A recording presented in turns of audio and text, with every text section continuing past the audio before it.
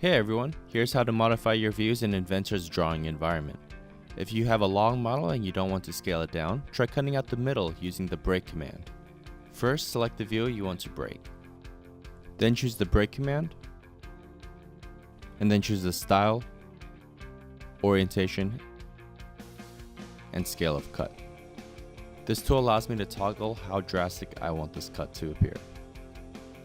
Lastly, go to the view, select the first point of break and then the second point.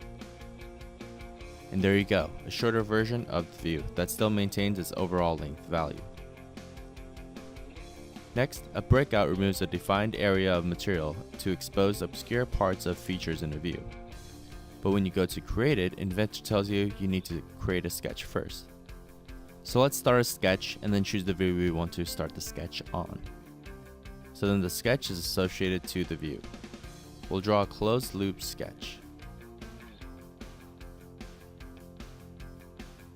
Then we'll choose a breakout. Select the view we want to break out. Choose the profile that we want to capture. And using any view, specify the depth in which this will cut. Next, let's create a slice. A slice produces one or more zero depth sections from a drawing view. To create a slice, select the view to create the slice on, and then select the sketch of where you want the slice to occur. And let's go ahead and hit OK. Looks like for this slice to occur, I have to go back and check the box, slice the whole part.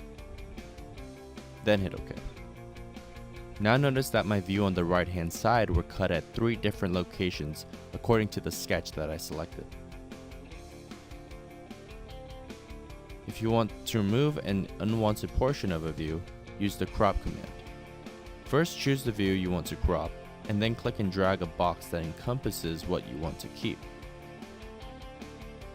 This helps the designer to really emphasize this particular part of the model to the viewer. Lastly, there's break alignment. You can break or create view alignments with this tool. To break an alignment, just select the view in which you want to break the alignment. Notice how now I can freely move this drawing around the workspace without it referencing its parent view.